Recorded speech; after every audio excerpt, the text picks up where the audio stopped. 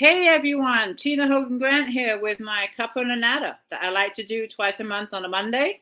I'm the author of 14 books. I love chatting with fellow authors. I like to bring them into my home. We talk about books, writing, life as an author, and whatever comes to mind. And tonight, Robb Grindstaff is joining me. How are you this evening? I'm doing great. It's a wonderful evening here in Lake of the Ozarks. I hear it's beautiful over there. Now, what It really is. uh, I have to ask? You're surrounded by lakes. Do you kayak or spend time on the water? Mostly what I do is float around, or unless a friend takes me out on a boat. Oh, So, well, there you go. That's uh, perfect. I love it. But I'm excited to talk to you tonight about your books, in particular Slade. But before okay. we get started, can you just give a little introduction about yourself, whatever you want to share with the rest of the world? Okay. I spent my career in the newspaper and news media business. Started as a reporter, journalist, editor, moved into sales and marketing and business and finance for newspaper companies, uh, and wound up as kind of an executive with the news media corporation and um, retired from that a few years ago in order to write fiction and edit full time, which was always my passion and hobby since as far back as I can remember. I started, matter of fact, I went to college originally to major in English so that I could become a writer. And one of those few good decisions you make as a teenager, I decided to add journalism as a double major. And that was so I could get a day job until I wrote the Great American Novel and became rich and famous.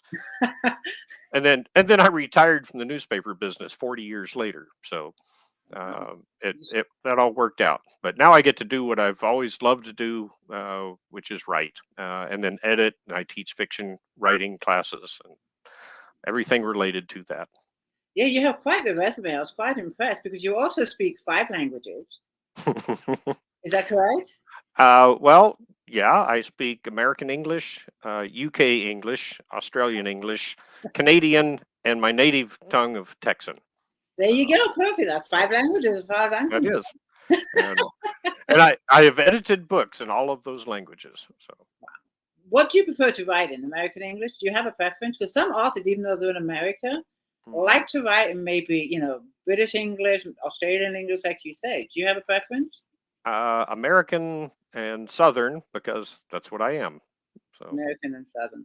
I do want to say hi to a few people. We have a lot of people joining us this evening, so let's pop up and say hi to some of our fellow readers. How you doing tonight, people? We have Karen here. She says hello. hey, And y'all, I understand that. and then another Karen Geely. She says hello, Tina and Rob. Someone here is in my group. I can't see your name, but hello, Northeast Florida. Karen. Oh, welcome, Rob. That's Karen again. Let's see. Hold on 1 second. Barbara is here, Northeast Florida. And Kathy Riddle is here. Hi, Kathy. How are you? If you have any tonight, I'm speaking with Robb Grindstaff. If you have any questions for Rob, go ahead and put them in the comments, and I will get to as many as I can during our chat. In fact, Karen has one real quick for you, Rob. Which part of the Lake of Ozarks? I live in St. Louis, Missouri, and used to go to the lake at least twice a month. Right? When we retired, we bought a place here in Osage Beach. So, Nice. Sounds beautiful. I'm jealous. I'm jealous. So, okay, I want to talk about your books. How many books, first of all, have you published? I have four novels published, and also last year my publisher put out a collection of my short stories um, called Junebug Gothic and Mhm. Tales from the South. So Now, is that it's a all? wide, Is that all of your short stories that you've written, or just a selection of them? just a selection. It's a pretty good chunk of them. Quite a few had been previously published, and a couple that had never found a home, and then wrote a couple of new ones just for the collection. I love it. Great. Now, the book that I put on the graphic is called Slade, and you have a Yes. copy of that. Let's see that gorgeous cover. Okay. If I can get it there correctly, There there we it is. are. There it is, Slade. Now, this is a standalone, and Yes. And this was published when? May of last year, May 22. 22. And what genre is it? It's my publisher calls it either upmarket or contemporary Southern literature. But it's just, and Slade is a rather different novel, even for me. So, really, can you give us a little background without giving too much away of what it's about? oh, sure. What it's about, and I guess the best thing to do there is probably read the back of it, right? I Well, heard there you you go. talking You can to. do that. Go for it. I heard you talking to Suzanne Simonetti about blurbs and how tough they are to write, which is a Yeah. whole other conversation we can get into. Uh, I have to ask before you read it, did you write this blurb? I write it, send it to the publisher, they massage it and make it better, and or they'll come back and with something completely different. In this case, it's pretty much what I wrote. Okay, now do you hate writing as much as I do? Oh, I do. It's and I worked in marketing for years. I know blurbs are marketing copy, not literature. But yeah, how do you boil your novel down to 2 or 3 sentences and make it interesting? Yeah, and pull the reader in without giving anything away and wanting them to want more. It's one of the toughest things you have to do for me as an author. It is. And I'm working on my latest book right now, and I keep putting off writing the blurb, but it's getting closer and closer. I have to sit down and do this because now the cover's in design, and I can get away with just, the Kindle version of the book cover. She doesn't need the paperback ones right now, but eventually she's going to hit me up and say, okay, Tina, we need that blurb. Exactly. Something's got to go on the back cover of your paperback. I know. But anyways, let's hear the blurb. Okay. An unlikely celebrity with a self-help book becomes a reluctant spiritual guru to the Hollywood elite, spawning a cult he wants nothing to do with. A car crash 30 years earlier left Slade Bennington severely disabled, but with a new outlook on life. His book about overcoming trauma becomes a bestseller and a hit box office movie. Slade strikes up an unusual friendship with Skylar, the 6-foot-tall teenage actress who portrays his sister in the movie. She encourages him to continue writing, and his pithy musings about life spur a nationwide following of devotees who study his books like holy scriptures. Slade becomes a counselor to the celebrity in crowd, the shaman to the stars. While thousands adore Slade, others call him a Svengali or Rasputin-like character who controls and manipulates his clients. One disillusioned fan spends years plotting revenge. Oh my, very intriguing. Well, thank you. I hope so. And well done on writing that blurb. I got to ask, how long did it take you to come up with that blurb? Oh, I don't know. I typically, once the book is written or while I'm writing it, I may keep a chapter by chapter outline that I'll turn into a 5-page synopsis and boil that down to a 1-page synopsis. And then you try and boil that down to 2 paragraphs, 3 paragraphs for the back cover or a query letter to a publisher or agent or whatever the case might be. So it just keeps getting tighter and tighter and tighter. I've spent weeks writing them. I've spent months writing them. Yeah, it does take some effort. I agree. You said Slade is a different book for you to write. Now, do you mean as far as the genre goes or the plot? What's the term? The narrative structure is unusual. I had never written anything like it, and I hadn't found anything else written in that structure. My publisher called it a non-standard storytelling technique, which, if you've got a minute, I'll go into how it all came about and what it is. Something in teaching writing classes that I sometimes recommend to writers is if you're having trouble getting to know your character, interview them. Just talk to your character, ask them questions, let them talk, and write down what they say. It'll help you get to know your characters. I never use that technique because my writing process is different. The characters show up and they talk to me. And so I get to know them. In this case, the character kept talking to me in my head. And so I had this character, but I had no idea what the story was. So I thought, I'll use that technique. I'll interview him to see if I can pull out the story and see if this is going to go somewhere. And I interviewed him, and he'd mention, another character, maybe his brother or his wife. So I'd go interview that character. And after a while, I had about 40,000 words of interviews. And I thought, okay, now I've got to turn all this into a novel. I'd never used that process before, and it was getting out of control. But I kept looking at it thinking, could this work? And so I just finished writing the book as interviews, sent it off to some of my beta readers, my test readers that I trust to tell me, you've got a good idea here, but this is a pile of crap. No one will read this. And they came back unanimously loving that format. And so but they had some really good feedback, scenes that I needed to write, interviews I needed to do, some of the interviews that didn't need to be there, that sort of thing. So I kept revising it and put together an entire novel that's structured as interviews with all of the characters. Now, something else I did at that time, I thought, well, there's nothing new under the sun. Somebody's done this before. And so I kept searching for a book that may have been done similar to that and never could find one. Again, the book came out last year. About a month ago, a friend contacted me and asked if I'd ever heard of it's a TV series on Amazon or Netflix called Daisy Jones and the Six. And I said, I've heard of it, but I don't really know anything about it. Mm-hmm. And she said, well, I love the series, so I went and bought the novel it was based on. And she had read Slade. And she said, it's an entire book of interviews. It came out 2 years before Slade did. Now, the story is completely different. And I bought the book. I'm reading it now, and it's fantastic. I highly recommend it. The interview structure is different than Slade, but similar enough that I was like, this is the book I was looking for back when I had finished writing Slade, just to see if somebody else had done it, how they did it, and if I could learn from them. So there is nothing new under the sun. Right.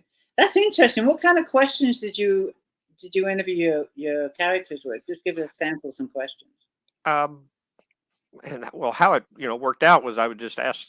The character was 8 years old, but something had happened years earlier. So I just kept asking, what happened? He had been in a car accident. Tell me about the car accident. Tell me about your injuries. How did that affect your life? How did it affect your family? And it just kind of, from there, it was like, whatever, kind of like me and you talking, whatever the character said would spur the next question, or the next interview in some cases. Yeah. And now, do you think this could be a standalone, or do you think you will? Oh, yeah, there's no other books. Definitely a standalone. I admire and am envious of writers who write series. All of my books are standalone. Once I've finished that story and I'm done, or probably more accurate to say the characters are done with me at that point. Oh, okay. See, I'm I'm envious of authors like yourself that can write a standalone. I tried to write a standalone, and it ends up being a series or a trilogy. Yeah. I would love to write a standalone, like a few, and move around with different worlds, different characters. But I start a book like the one I'm doing now. The Sabella series was supposed to be just one single romance, and it's now book 8. So, book 8, yeah. Didn't go as I planned. So I am envious of you too. I had an editing client wrote crime stories with the same character, and it was a series. And after I'd interviewed, after I had edited, I think 28 of his books in the series, and he was independent author, built a huge franchise. Then he landed an agent and a publishing contract, and is in negotiations with television series on it. So he graduated beyond my editing, but it was so exciting to see him just take off. But I think he's up to 35 books in the series. In one series. See, I'm a bookhead, and I've told my readers this is it. I want to do something else. So this is the final book in this series. But they say never. But I'm ready to work on something else. I've been working on this series for 3 years. So It's time to move on. Time to move Yeah, on. With all your books, what genre would you categorize? Do you jump around in genres, or you pretty much stay to the same genre? pretty much the same. Again, just contemporary fiction, upmarket. I don't write science fiction or fantasy or romance genre. It's just general fiction, contemporary, all with that southern flavor.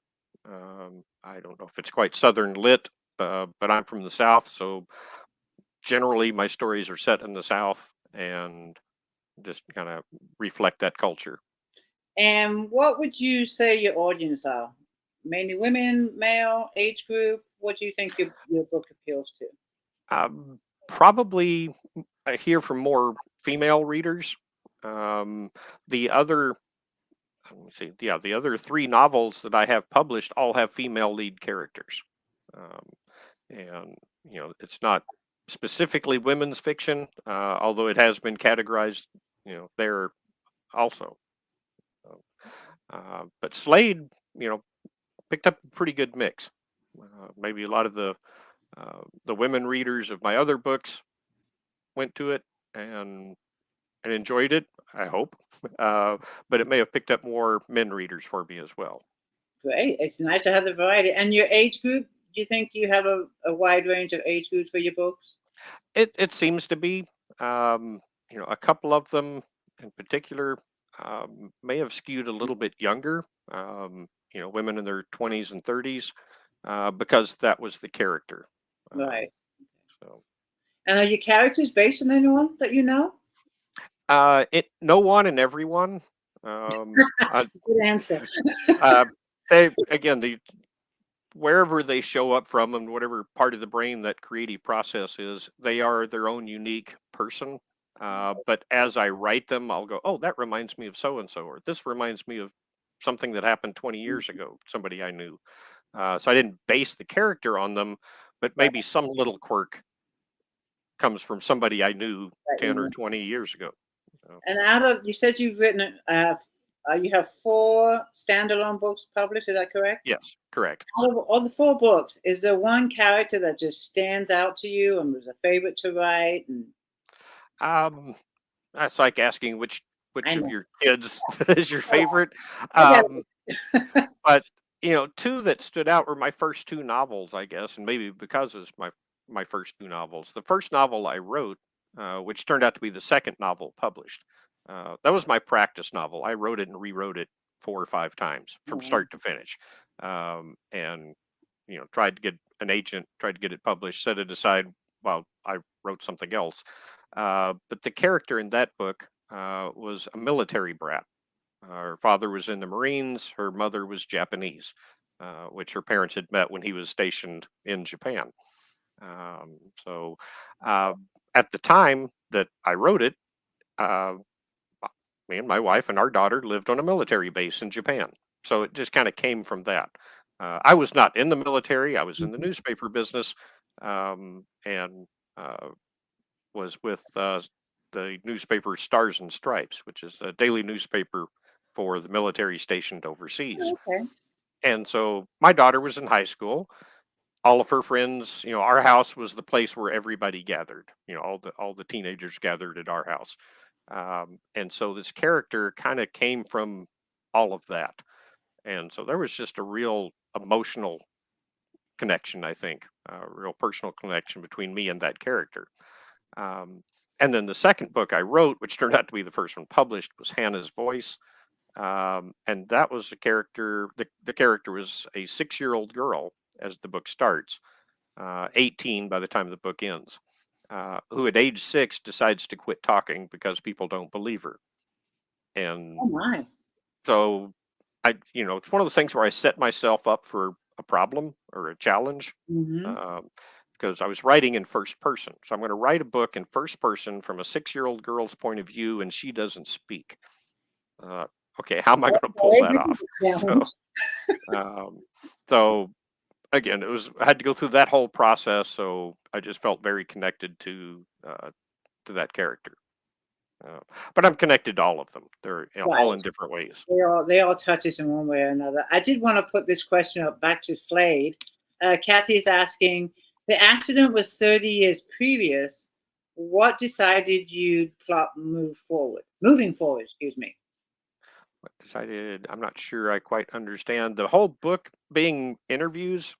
It's one of those things again, and I teach writing fiction, Hmm. and I teach all the techniques and the rules, such as they are. I don't believe in rules for the creative process. I To agree tell, with you on that one. yeah. But I broke all of them because it's interviews. It's almost 100% dialogue, and it's all interviews about things that happened in the past that eventually catch up to To the the future, present moment. to the present. Um, and so, you know, there wasn't a plot from this point forward. It was here's what has happened in the past up to here's what's happening right now. And If all that of makes your sense. books, yeah, it does make sense. And all of your books, you don't plot any of them. You just sat down and had the characters talk to you. A combination. In some cases, I have, like with Slade and like with my first book, Carry Me Away, which was the military brat. The character just shows up and Hmm. talks to me. And with Carrie, my first book, I just took dictation until I figured out what the story was. And then I went back and revised and kind of did an outline. And outlines for me are always flexible. It's Hmm. kind of like, you know, I have to know I'm going from point A to point Z. Um, Right. and then I'll map out how I plan to get there. But it's like a GPS. And sometimes you're like, oh, there's a scenic route. Let's take that. Um, A and sometimes detour. it's like there's road construction ahead. Let's take this other route. Let's Uh, do and a then detour. and then I have to decide, was that the right decision? Do I keep going? I'm still going to point Z, and I have to reroute my GPS to get there, or do I need to just delete that, go back to my original plan, and go ahead forward from there? Um, Other books, I've had the idea, kind of the story concept come to me, Hmm. and Hannah's voice, the girl, 6-year-old girl who quits talking, kind of that whole story concept came to me in one moment. Well, then I had to flesh out the whole story. Then I had to get to know the character, before I could really get into the writing. So And do you pretty much know how the book's going to end before you get there, or does it just you just wait and see what happens from the characters? I tend to need to have to not only know how the book starts and how it ends, uh, but I typically write the first sentence or the first paragraph and the last paragraph before I sit down to write those 10,000 sentences that, in between. Uh, and they rarely, at that point, they rarely change the first and Okay. last paragraphs. Okay, because I cannot plot, and I have no idea how my books are going to end. I have no Yeah. clue.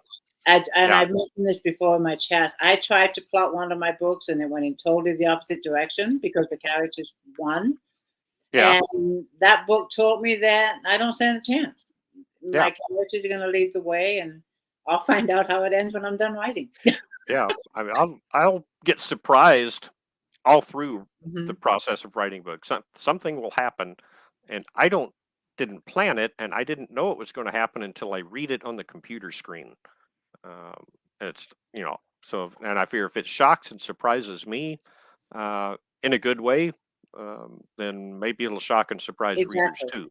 Yeah, if I like my response, then I'm hoping the readers will feel the same way. I totally Yeah, agree with you exactly. 100%. We talk about a few of your other books. Do you have some close by that we can hold up and see the Yeah, covers to the readers? I do. Okay.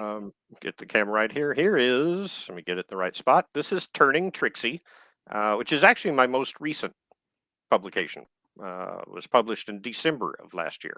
So you had Uh, Slade and Turning Trixie come out in the same year.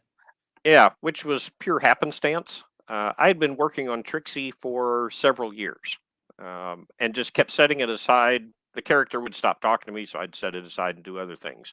Um, and then in 2020 and 2021, I got the idea. Well, either I got the idea or Slade just showed up in my head and wouldn't shut up. So, So I wrote Slade, and I wrote that first draft of batch of interviews in like 3 weeks, where I'd been working on Trixie off and on for years. right. Um, and then once I finished Slade and revised it, sent it off to the publisher, I pulled Trixie up, and the words just flowed from there. So I finished Trixie, sent that off to the publisher, and I said, well, I don't know which one of these you want to publish, and or if you want to publish both, how much time do we want between them? And they said, let's put them both out this year. And so Slade came out in May of 2022, and Trixie came out in December of 2022. Wow, congratulations. 2 books in 1 year. Yeah, it took 8 years to write one of them, and 3 weeks to write the other. But Isn't that crazy how that happened? it is. It and is. Turning Trixie, what is that about, briefly? If you want to use the blurb, you can. It's up to you. I should have these memorized, but I don't. I'll read you the short blurb. Let's see. Trixie Burnett is a 23-year-old single mother and the only prostitute in a small Texas town. She knows the winning lottery ticket in her purse is about to change things forever. Trouble starts when she decides the rest of the town needs changing too. So oh, wow. And where did this idea of the book come from? Who knows? But up in your head. wherever it comes from, I know they have medication available for that, but I don't want any. But this was more like Hannah. I had the concept for the story before I had the character, and I think I have found those books take me longer to write. The ones where the character shows up, tells me the story, I just take dictation. Then I've got this giant, very rough, raw first draft that I can turn into something. If I have the concept, but I don't have the character talking to me, it gets me longer to get the character talking. And so Hannah's voice took me a few years to write. Turning Trixie took me a few years to write. Carry Me Away took a few years to write, but it was because I didn't know what I was doing. That was my first novel. I'd been writing all my life. Well, my first book took over 20 years to come together. So yeah, I understand. I hear you. And I told myself after that, my readers can't wait 20 years, I'll be dead. So yeah. I speed it up a little bit. I do want to pause for a little bit. I see some questions from readers that I do want to pop up. I'm just going to go down the list. We got Karen here. She's asking, what genre do you like to read? Oh, lots of them. I typically like to read kind of within my genre or adjacent to it. Southern lit, contemporary fiction. I like realism and realistic contemporary, but I'll read other things occasionally as well. I grew up reading all the classics, so I always still like to turn back to Hemingway and F. Scott Fitzgerald, and all of those folks. But I'll read outside my genre, and then as an editor, I wind up reading in almost every genre because writing is writing. I can edit in almost any genre, and so I've read, as I mentioned earlier, a former client, and I'd read 25 to 30 of his crime novels, and I have 3 or 4 other crime writers as clients, and they write some just terrific stories. And I've edited romance and women's fiction and historical fiction. A little bit of science fiction. I tend to steer clear of that because that's there's some very specific things you have to do with science fiction that I don't hold myself up to be anywhere close to an expert. I've edited quite a few fantasy novels. Had a client, again, for several years who just wrote, I think I may have edited a dozen fantasy novels of hers, as well as other writers as well. You're a busy man. I try to keep that way. And in between, you're also writing your own books. Yes. Okay, I have a question here from says Facebook user. They're in my group because it's private. Do you keep a journal? No, I don't. Like a personal journal? No. How about a book journal? If something pops into your head for an idea, do you have to write it down right away, or you have a memory bank? That's good. Mine. I've got a list on my computer where I'll just jot down an idea for a story or something.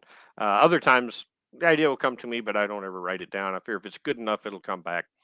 It'll come back? Oh, yeah. Mine don't. Staying with the same kind of question. Do you ever wake up at night with an idea for a book?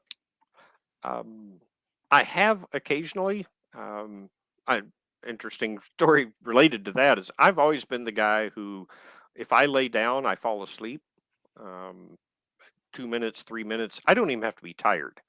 And you You know, can if you can zone I'll out. just if I lay down, I fall asleep. If I, you know, I could lay down on the floor and fall asleep. It doesn't have to be in a bed. I just, My my goodness. wife asked me years ago, because she's the one that will toss and turn for quite a while before Mm. falling asleep, how I could do that, and I told her it's a clear conscience. Um, but I think she laughed at me when I said that.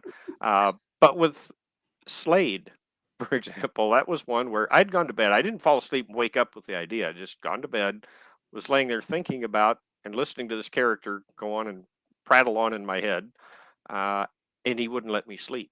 So finally, at 3 in the morning, I got up and started writing down everything I could remember that he had been talking about, and that was the beginning of writing the Slade interviews. Okay. All right. Perfect.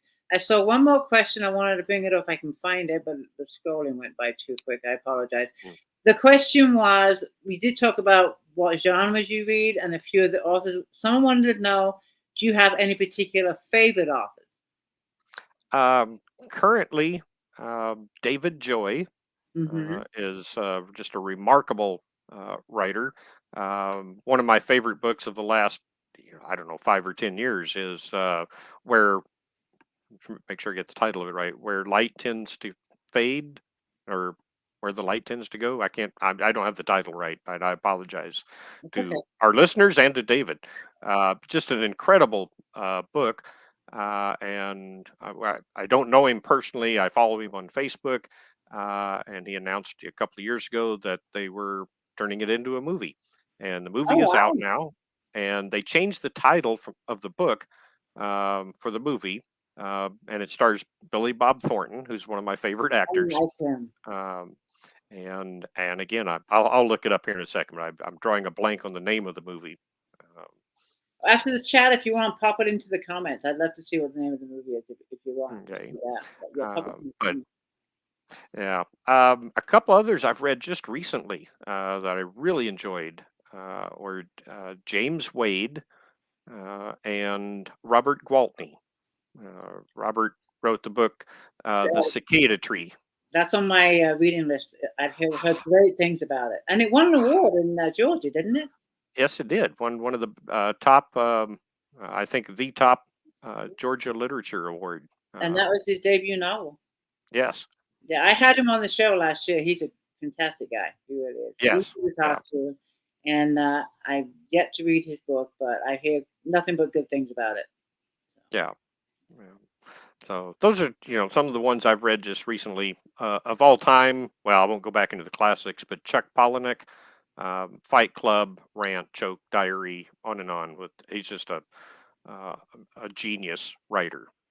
Okay, great. And then I want to pop this up. So after the chat, if you want to pop the movie up in the comments, someone's asking, please let us know more about the movie. So when it Okay, comes to mind, just drop it in the comments and the readers will see it. But I do okay. want to take a little break because you are going to read for us, which I just love. Oh, I just sure. love it when the authors read from their work, and so do the readers. So I'm going to Okay, shut up and hand it over to you, and okay, it's all yours. okay. Well, I'm going to read from. Let me do this again. If I can get it in the right spot. Slade. Hmm. Uh, and there's a brief introduction from the interviewer, which actually I'm going to sidetrack for another odd story. When I was writing these interviews, not planning on using them as the novel itself, I figured I would take all the interviews and turn it into a novel. I just had the interviewer or just question, and then the character would answer the question. When I decided to go with this, I thought, well, I need to name the interviewer, and I hadn't thought of a name for the interviewer yet. In almost all cases with me, the characters kind of bring their names, or I have some ways that I find names that I want to use. Um, I didn't know what the interviewer's name was, so I plugged my name in as a placeholder, and then wound up going with it. So I actually inserted myself as a character in the story. Hey, why not? It's your book. It's my book. Why not? Why It, not? it's it seemed to add a little, one more note of a story that reads like nonfiction, even though it's purely fiction. I that love have it. the author's name in there. M. Night Shyamalan and Alfred Hitchcock make appearances in their movies. Why not? Why not, indeed? Um, Okay. so the interviewer has a brief introduction to the book, and then I'll just start with the first interview. They're very short. I'll read two of them. Each interview starts with a quote from one of Slade Bennington's books, on his self-help books. So interview one: if you live the life you want, you will love the life you live. The more you love your life, the easier it is to accept your eventual death. Slade Bennington. Interviewer: tell me about the accident. What do you remember from that night? Slade: I died, man. I died in that moment nearly 30 years ago, but nothing in life is an accident. Interviewer: you're sitting here conversing with me now. You're very much alive. Slade: more alive than ever. More alive than before that night. Before, I wasn't living the life I was meant to live. I was selfish and doing things that brought me pleasure, but with no purpose. I knew that too. I knew I wasn't living. Something was missing, some intention in life. But I was young, and I figured I'd settle down and live life the way I knew I should once I'd sowed my wild oats. Sowing wild oats. That's a cliche, isn't it? My agent is always pointing out when I use cliches. Apparently, I like them. But when I was 19, I thought I could start being a responsible adult when I was 21. At 21, I thought 25 sounded like a good age to mature. Then 30 sounded like the right age to become a grown up. But at 29, life ended. I knew my life was ending. When something like that happens, you know you're dead, and you see. Interviewer: so your life flashed before your eyes? Slade: now that's a cliche. Life didn't so much flash before my eyes, but I could suddenly see it all clearly. The life I was intended to live, the life I'd avoided, procrastinated, put off until I was older. And now I would never be older. I'd missed that opportunity. We're all given one chance at life, and we don't think it's going to end suddenly like that. And when it ends, you see how it was meant to be. It's like getting to the station just as your train pulls out, and it's the last one. You missed it. There's nothing you can do, nothing to be done. And so I died. Interviewer: are you saying the doctors revived you in the hospital? Slade: I'm saying the old me died, and I was reborn the moment of that crash. The doctors, bless them, did the best they could with what they had to work with. I was fully aware the whole time. 14 days in a coma, and I heard every word and saw every person who walked into my room. Hovered over the operating table and watched whenever they performed surgeries. Once I was conscious, the doctor sat beside my bed to update me on my situation. I interrupted and recited to him everything he was going to say. I already knew. I'd heard it all before. And I smiled and patted the doctor's hand and told him everything was going to be fine. He started crying. Uncontrollable sobbing.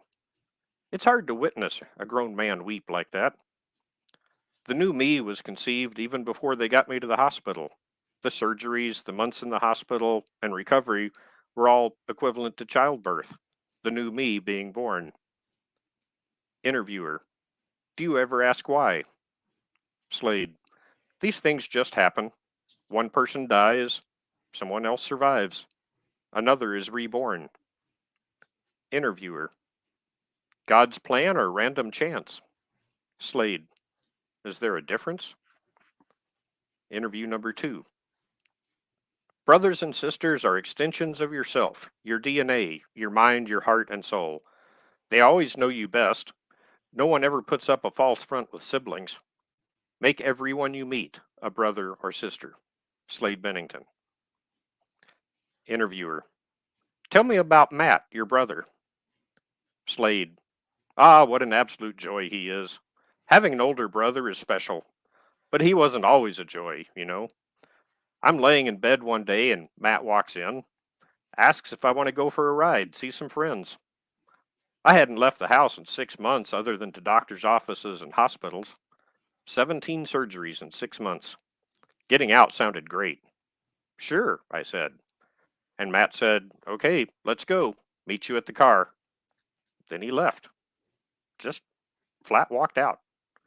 I didn't say anything. I didn't know what to say. I lay in bed and listened as the screen door slammed.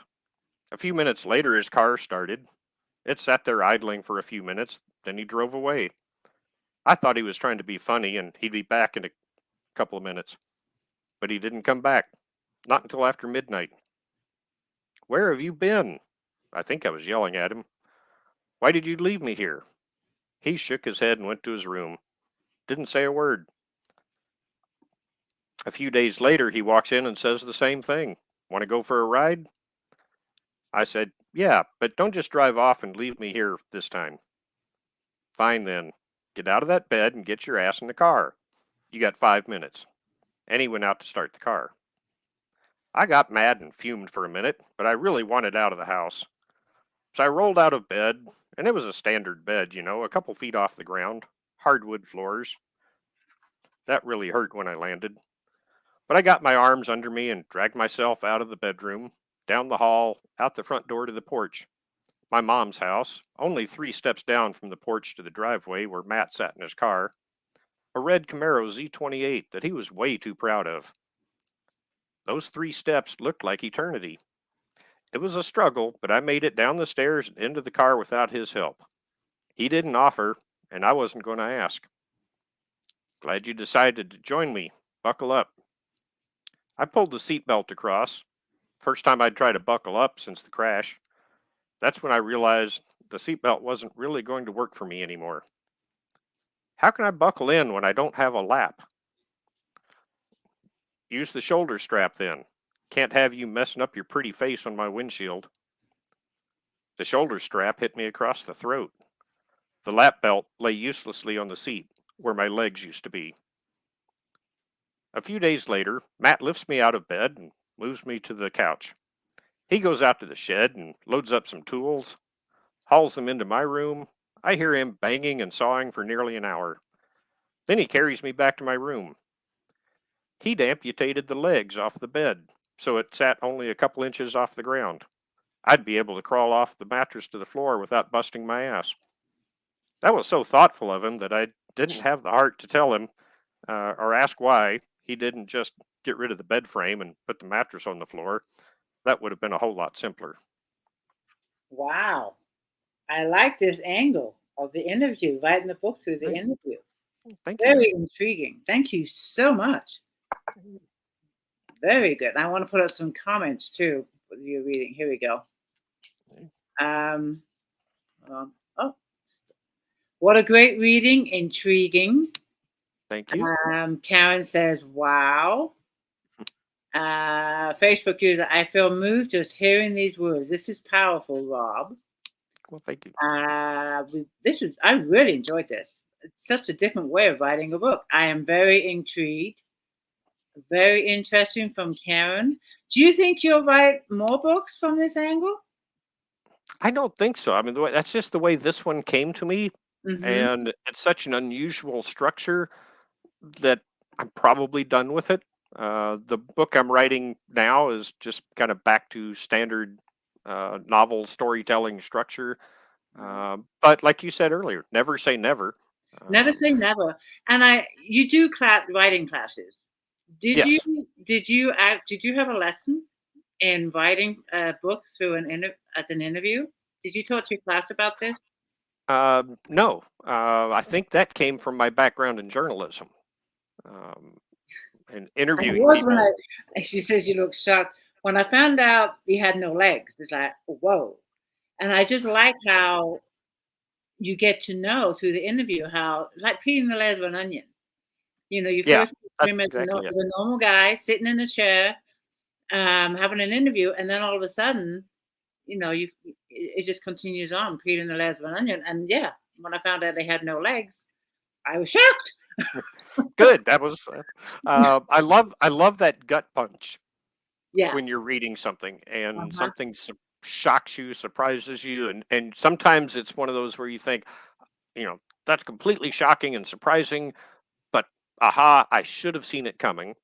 Right. And other times it's like just completely out of the blue, but it still makes sense for the story. It can't be just, Well, that throw part of the something book when you shocking were in. reading it, I was rolling through my head, why wouldn't the seatbelt work for him? Until Mhm. you continued on with the interview. I was puzzled why it wouldn't work, and then you revealed that he has no legs. So it's like, Yeah. wow. But And I am very intrigued. one of my other favorite writers I failed to mention is John Irving. Um, he's written so many books, World According to Garp, and a Love the prayer movie. for a prayer for Owen Meany, and many, many more. Um, but I was just reading him in my early 20s, and he was just so brilliant at that gut punch that I think I may have absorbed a little piece of a lesson from John Irving's work, because he would write a scene where you are just laughing. It's so funny, and the scene ends, and the next scene starts, and you realize that while you were laughing, something horrible happened, and you feel guilty for laughing. Laughing. And it's just, it's this shocking gut punch moment for the reader. And I love that as a reader, and I enjoy doing that as a writer also. I just love it. Like I said, I've never read a book written that way. And the other one that you mentioned, I'm sorry, Turning Trixie. Turning Trixie. No, Yeah. no, the other book that is written through an interview. You said you Oh, read Daisy Jones and the Daisy Six. Jones. I've seen it, but I have not read it. That was the other one I was thinking of. I'm in the middle of it right now, and then had to set it aside because I have a couple of editing projects I have to finish on deadline. Finishing reading for pleasure, there's no deadline other than I want to get back to it soon. There you go. Perfect. I want to put up some more comments from your reading. This is Elaine. Oh, I'm a Facebook user this week, Tina. I forgot to go to your author page. That's okay, Elaine. I'm glad you're here joining us. Me But too. yes, I wanted to put up some more from your read. I love putting up comments from the readers. Says powerful read. I think that's Connie in my group. Barbara says, thank you, Rob, for the reading. Loved it. Just a few more. I just love it when authors read from their works. I do. Are you currently working on something right now, Rob? Yes, as a matter of fact, I am. Oh, what? And and more, it's not in the interview format, but it's sort of like Slade in the fact that it's a male lead character again. And people ask me, why do you always write female lead characters when you've never been a female? And I thought, well, J.K. Rowling was never a boy wizard, Was so she a Harry Potter? Oh, but so as long as uh, your characters talk to you. yeah, it's, and I thought, well, I grew up with a mom and raised with a sister. I've been married for 40 years, and I raised a daughter. So, I counted it up. I have about 88 years experience living with a woman. So I figure That's I may have, enough. There you go. that's enough background. There you go. And Karen Wright had a question earlier regarding your wife and daughter. I won't be able to find it now, but she asked if your wife and daughter read your books or read your books. Yes. And my son also. Oh, you have a Um, son too. Sorry. yeah, that's all right. And a bunch of grandkids, and they're starting to read some of my books now too. So that's always fun. Yeah. Uh, and Now, so do they wait until it's published, or do they read it prior to publication? My wife and daughter will typically read it the first draft and just tell me. And again, they're so good at being brutally honest if they don't like something, and having good feedback that I can That's go, good. okay, yep, I see it. But That's good. uh, those two will typically read it in advance, and they're not writers. They're not fiction writers, but they're both readers, and they know storytelling, and so they can tell me that, hey, this chapter 17 through 21 get really boring. You know. But you need that kind of feedback. You really Oh, do. absolutely, You absolutely. really You're do. too, So I as a think writer, you're too close to your own work to be able to see things like that. and even though sometimes it might, be a sore, might be, it might hurt a little bit to have your work critiqued. I think it's, in the long run, it's for your benefit. It really Oh, is. absolutely. And maybe it was the years in the journalism business and years in writing and editing fiction. I guess I've grown a really thick skin. You just can't hurt my feelings.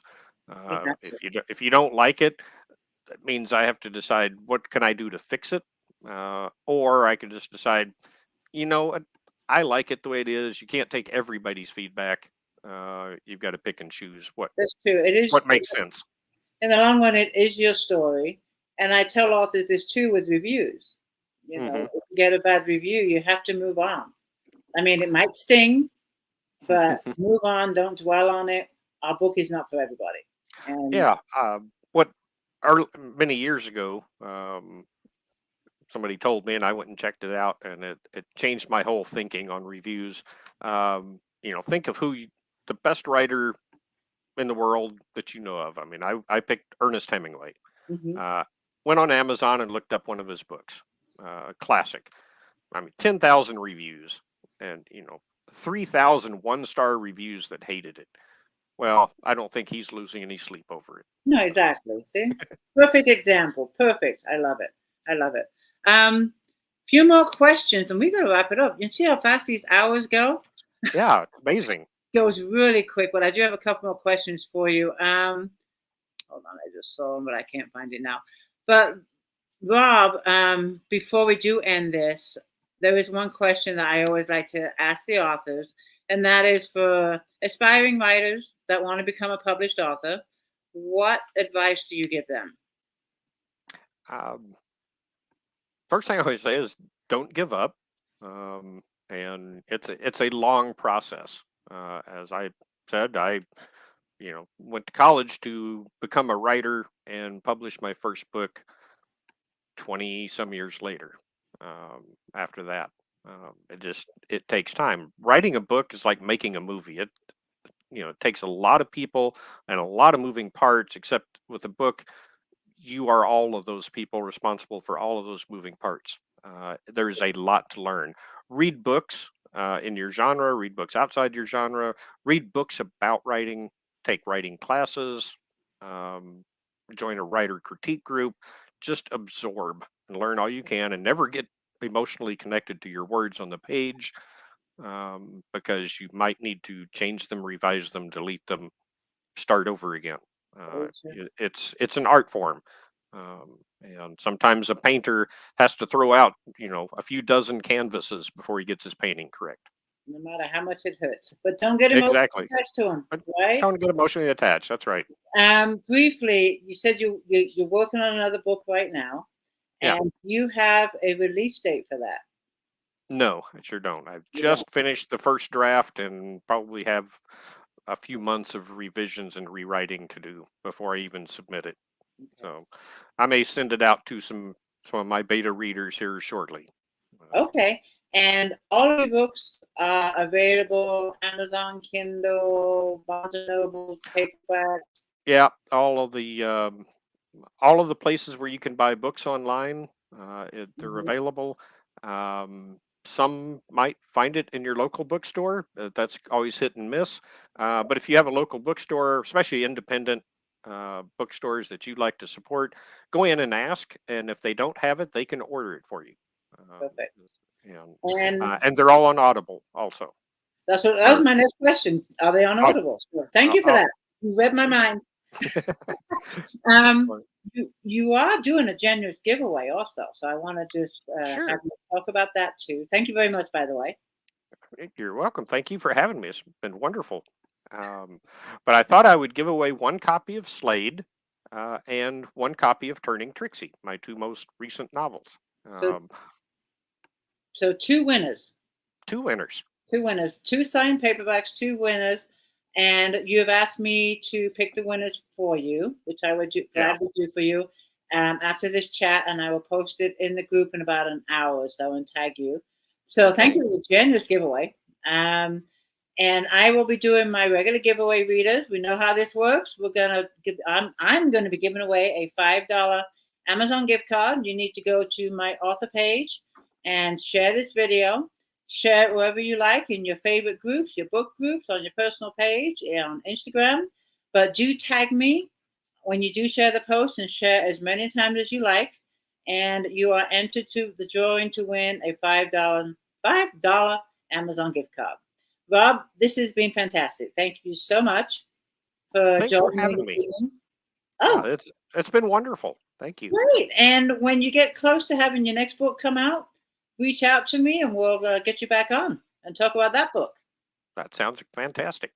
Okay, I'll give you hand it over to you a few last words and we'll be signing off. Okay.